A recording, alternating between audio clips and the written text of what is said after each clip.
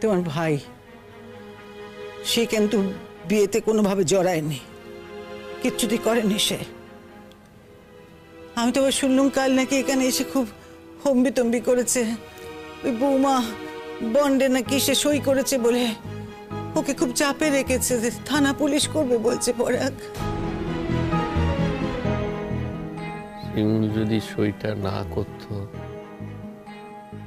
তাহলে আমি হয়তো বাঁচতাম না মা।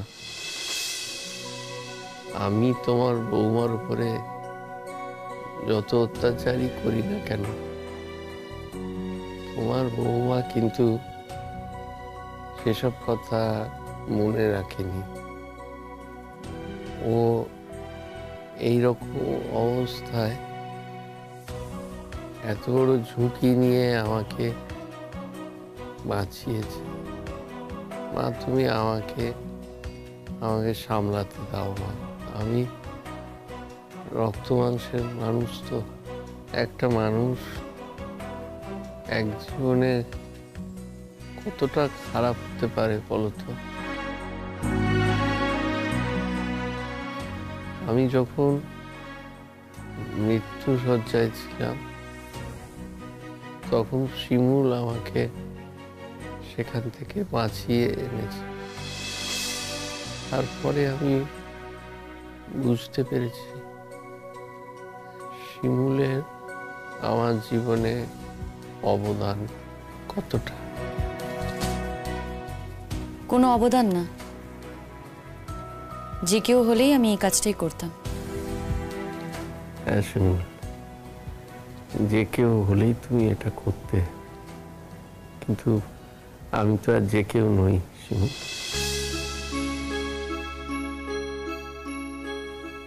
যে কেউ তো তোমার জীবনটা এভাবে তছনছ করে দেয়নি শিমুল। তাই আমার জন্য তোমার করাটা একটু আলাদা।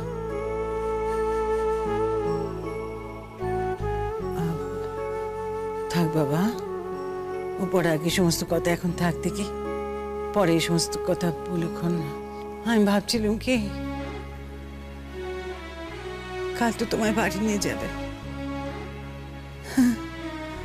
তো ওর ছেলেটা আমার চোখের সামনে থাকবে, আমার এইটুকুই শান্তি। কিচ্ছু হবে না, আমি ঠিক তোমাকে সেবা শুশ্রূষা করে আমি ঠিক তোমাকে দাঁড় করিয়ে দেবো বাবা, তুমি চিন্তা করো না।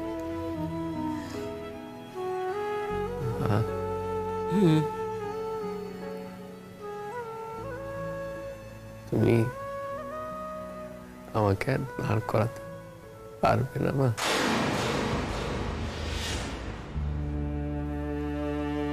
ও কি কথা, দাঁড় করাতে পারবো না কেন বাবা?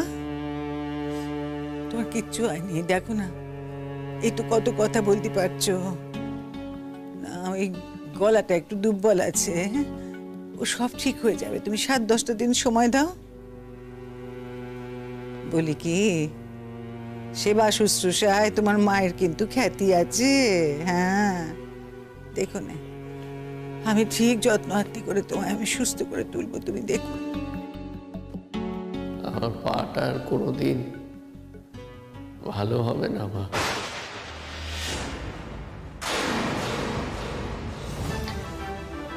আমার পাটা কেটে বাদ দেওয়ার কথা ভেবেছিলেন ডাক্তার, সেটা করতে হয়নি, কিন্তু আমি আর কোনোদিন নিজের পায়ে সোজা হয়ে দাঁড়াতে পারবো না।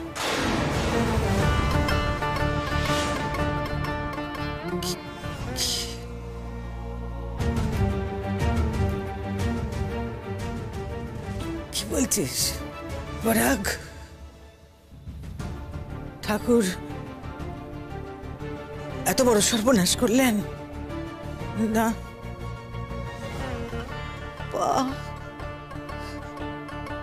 তুই কাজ করবি, কাজ করবে কি করে?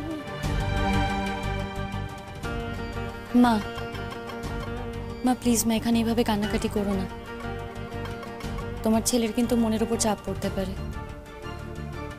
আর দেখো সবকিছুরই তো চিকিৎসা হয়। চিকিৎসা, যে চিকিৎসার কথা বলছো শিমুল, এটা খুব ব্যয়বহুল চিকিৎসা। আমাদের পক্ষে এই চিকিৎসা করা সম্ভব নয়। তার থেকে এটাই ভালো হয়েছে মা, ঈশ্বর আমাকে এইভাবে শাস্তি দিচ্ছে। আমি মনে মনে ধরে নেব যে আমি যে পাপ করেছি এতদিন, এটা তার শাস্তি। আমার আমার কোনো দুঃখ হচ্ছে না মা, বরং আমার মনে হচ্ছে আমার কিছুটা পাপ স্খলন হলো, আমার পাপ একটু হলেও কমলো মা।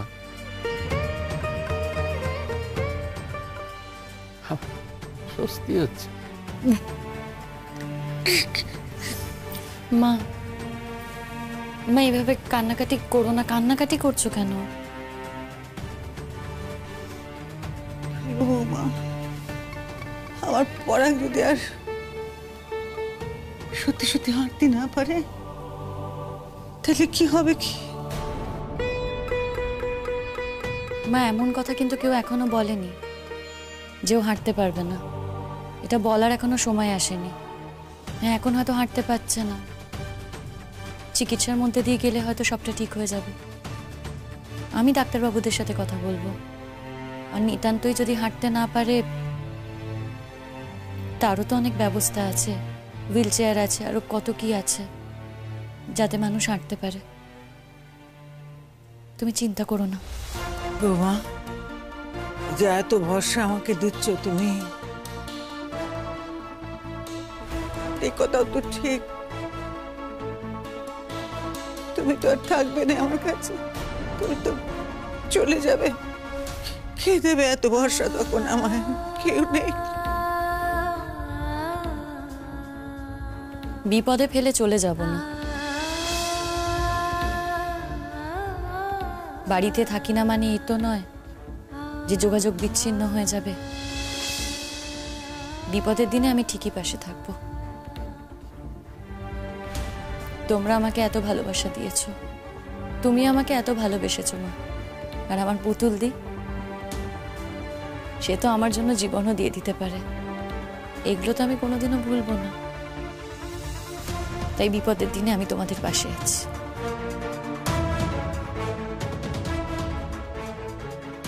আমি বরঞ্চ যাই মা, আমি একটু ডাক্তারের সাথে কথা বলে আসি। না বৌমা, এখন যেও না। এখন এখন এখানেই থাকো তুমি। ওই শোনো, আমরা যখন বাড়ি ফিরবো না, আমরা দুজনে মিলে যাওয়ার সময় ওই ডাক্তারের সঙ্গে তখন তুমি কথা বলে নিও। এখন যেও না, এখানে থাকো। আচ্ছা, তোমরা মা ছেলে কথা বলছো, এখানে থেকে আমি কি করব বলো তো? তার থেকে কাজটা সেরে আসি না। আমি গিয়ে ডাক্তারের সাথে কথা বলে নিচ্ছি। শিমুল,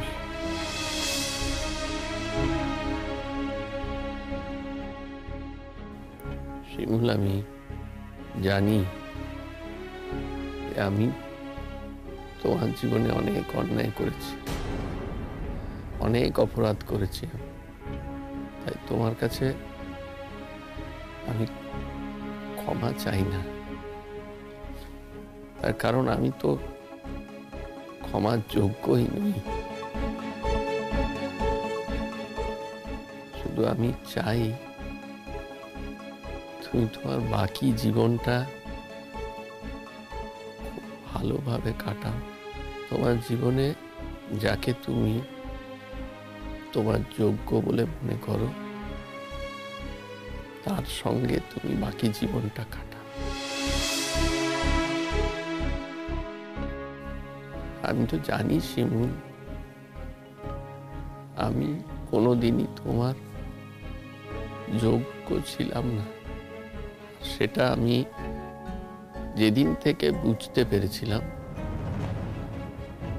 সেদিন থেকে তোমার সঙ্গে আরো বেশি বেশি করে খারাপ ব্যবহার করেছি।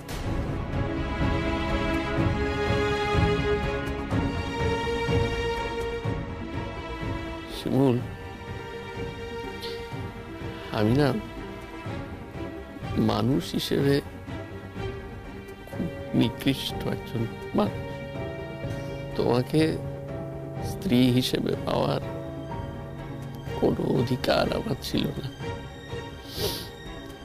সেই জন্যে ঈশ্বর এই সম্পর্কটা টিকিয়ে রাখেননি।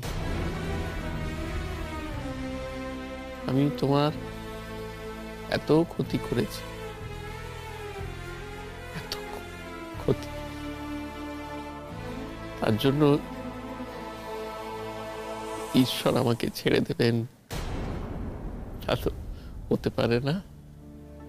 দেখো আজকে আজকে আমাকে কেমন শাস্তি দিয়েছে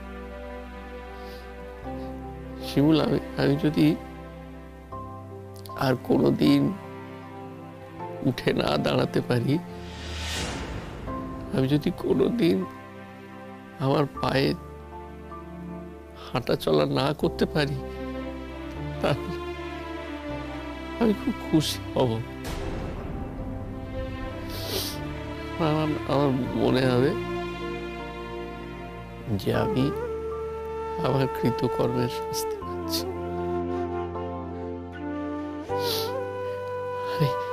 এইগুলো আমি কখন বুঝতে পেরেছি জানো শিমু? যখন আমি এই মৃত্যুর সঙ্গে পাঞ্জা লড়ছিলাম, তখন এই সময় মানুষ যেগুলো উপলব্ধি করে, যে কথাগুলো আমি এখন বলছি, সেগুলো মিথ্যে হতে পারে না। এগুলো সব সত্যি। তুমি জীবনে একটা বার আমাকে একটু বিশ্বাস করো। আমি এখন এসব কথা ভাবছি না। এসব কথা ভেবেও কোনো লাভ নেই। আমি শুধু ভাবছি যে চিকিৎসার যদি কোনো ব্যবস্থা থাকে, সেই চিকিৎসাটা করাতে হবে। সেটা শুধু নিজের জন্য না, গোটা পরিবারের জন্য। একজন আর্নিং মেম্বারের যদি এই অবস্থা হয়, তাহলে গোটা পরিবারটা ধ্বংস হয়ে যায়। আমার হাতে আর কিছু নেই শিমু। আমি বললাম না, আজকেই ডাক্তারবাবু এসে জানিয়ে দিয়ে গেছে। থাক, আর বলিস না বাবা, আর বলিস না। দেখ, আমি চাকরি বাকরির জন্য ভাবছি নে। তুই যে প্রাণে বেঁচে ফিরে এসেছিস, এই আমার কাছে অনেক। কি করি বল, আমি তো মা। সন্তান মায়ের কাছে সবচেয়ে প্রিয়। সন্তানের প্রতি মায়ের দুর্বলতা যে অনেক বাবা। যাক, যা কিছু হয়েছে হয়েছে, তুই যে প্রাণে বেঁচেছিস, আমার কাছে এই যথেষ্ট। জীবনটাই তো সব। আমি সবকিছু মেনে নেব, বাকি সবকিছু আমি মেনে নেব। আমি আর ভাবছি না, শুধু শুধু তুমি বেঁচে থাকো বাবা। আমি দরকার হলে লোকের বাড়ি রান্না করে তোমাকে খাওয়াবো, কিন্তু তুই বেঁচে থাক পরাগ। তুই ভালো থাক পরাগ, তুই সুখে থাক পরাগ। তুই ভালো হয়ে ওঠ বাবা। লোকের বাড়ি রান্না করে তোমাকে খাওয়াতে হবে না মা, তুমি চিন্তা করো না। তোমার ছেলে ঠিক ভালো হয়ে উঠবে। কোনো না কোনো উপায় ঠিক ডাক্তাররা বার করবেন। আমি কথা বলবো ডাক্তারদের সাথে, তুমি এত চিন্তা করো না। ও বৌমা, কাল যে ওকে নিয়ে যেতে হবে, তো কি করে কি হবে, কি করে নিয়ে যাব, আমি তো কিছু বুঝতে পারছি না। আমি তো আছি, আমি আসবো। আমি নয় এসে ওকে নিয়ে যাব। আর কত ঋণে বাঁধবে তুমি আমাকে শিমুল? এটা কোনো ঋণ নয়, এটা কর্তব্যবোধ। মানুষ হয়ে জন্মেছি তো, ওইটুকু কর্তব্যবোধ থাকা উচিত। একজন অসুস্থ মানুষকে বাড়ি পৌঁছে দেওয়ার মধ্যে কখনো কোনো ঋণ থাকে না, আর সেইটুকু করতে আমার কোনো অসুবিধে হবে না।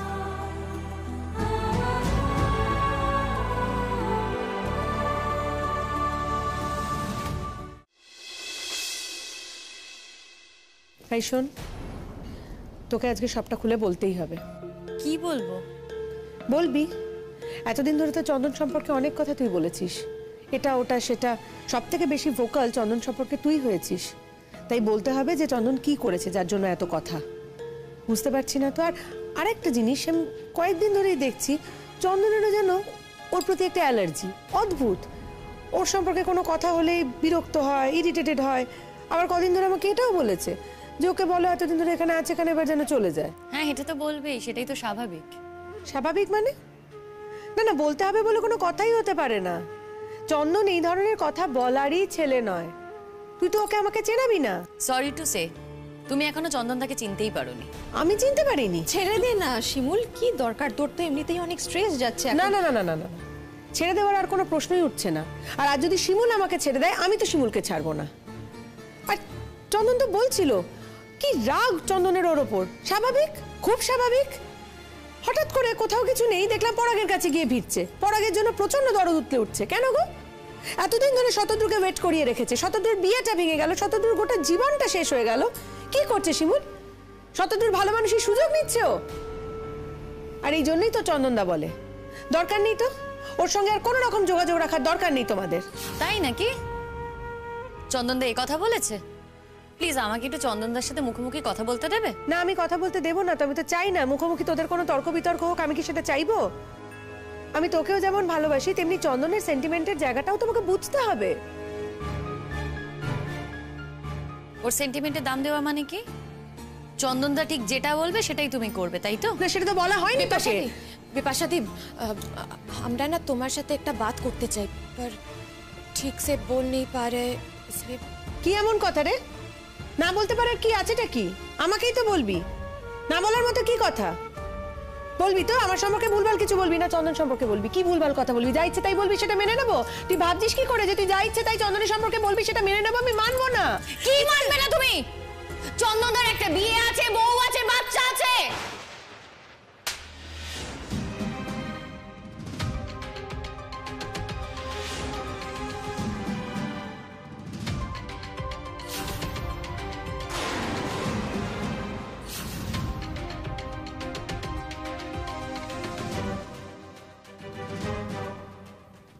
বিপাশাদি, তুই যতই ভালো মেয়ে সেজে থাকিস না কেন শিমুল, তুই বেসিক্যালি ভালো নোস। তুই ছোট মনের মেয়ে, নাহলে চন্দন সম্পর্কে এত বড় কথাটা তুই বলতে পারতি না। ছি। লজ্জা করলো না একবারও? তোর থেকে তো বয়সে অনেকটা বড়। লজ্জা করলো না এই অসভ্যের মতো একটা নোংরা কথা উচ্চারণ করলি তুই চন্দন সম্পর্কে? হ্যাঁ, তোকে যে চটটা মারলাম না, এক ফোঁটা রিগ্রেট করছি না আমি। তুই ছোট বোনের মতো তো, তোকে ভালোবাসি, তাই এরকম অসভ্যের মতো কথা বলবি যদি আবার মার। তুই ভবিষ্যতেও আমার কাছে মার খাবি। তুই ভাবিস না শিমুল, তোকে ভালোবাসি বলে তুই যা নয় তাই চন্দন সম্পর্কে বলবি, যা খুশি তাই বলবি, আর সবটা আমি মেনে নেব, এটা ভাবিস না। বিপাশাদি, শিমুল को मार के ठीक करोनी तुम्हें। हाँ, কি বলতে কি চাইছিস তোরা? বেশ, তুমি আমায় খারাপ মেয়ে ভাবো তো? বিপাশাদি, তুমি বলো না আমার কি স্বার্থ আছে তোমার সাথে চন্দনদার সম্পর্কটা শেষ করে দেওয়ার? খারাপ ভালোর এখানে কোনো প্রশ্ন নেই। খারাপ ভালোর কথা তো আমি বলিনি, কিন্তু যেটা চন্দন নয় সেটা তুই চন্দন সম্পর্কে বলবি আর সেটা আমি মেনে নেব, সেটা তো হতে পারে না। কোথা থেকে একটা উটকো কথা কার না কার কাছ থেকে তুই শুনে এসছিস, সেটা তুই আমাকে আমার হাজবেন্ড সম্পর্কে বলবি, আমার খারাপ লাগবে না? কেউ কিছু বলেনি, নিজের চোখে দেখেছি, নিজের কানে শুনেছি। সেটা কি ভুল? আর এখানে যে আমি একা শুনেছি তা কিন্তু নয়, এই যে দুজন দাঁড়িয়ে আছে তারাও সবটা দেখেছে। সবটা বুঝি মিথ্যে?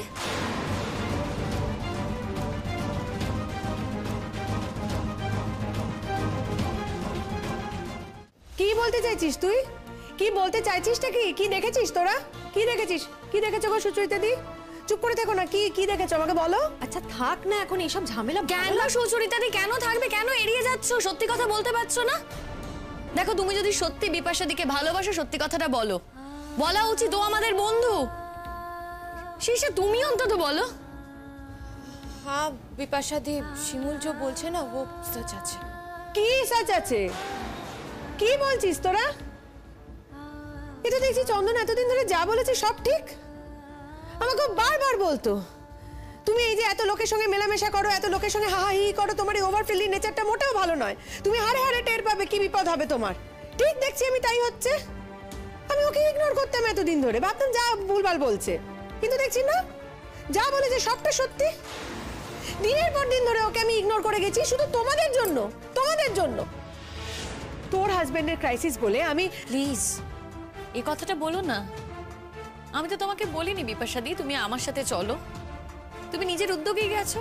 হ্যাঁ, তুমি আমাকে ভালোবাসো বলেই আমার সাথে গিয়েছিলে, সেটা আমি মানছি, কিন্তু চন্দনদার যখন আপত্তি ছিল তখন কেন গিয়েছিলে? চন্দন তো কোনো কালে এসবে আপত্তি করেনি, কখনো কোনো কিছুতে আমাকে বারণও করেনি। কিন্তু এখন যে কথাটা চন্দন বলছে সেটা তো আমারও কথা। তুই তো শতটুকে ঠকাচ্ছিস। তুই যেটা করছিস ওর সাথে সেটা ঠিক করছিস তুই? কোথাও কিছু না, পরাগের সঙ্গে নাকি তোর ডিভোর্স হয়ে গেছে, আর এখন তুই পরাগকে নিয়ে এমন চিন্তায় আছিস যেন পরাগ ছাড়া তোর জীবনে কেউ নেই। বিপাশাদি, তুমিও তো আমার সাথে গিয়েছিলে গো, বাকিরাও ছিল।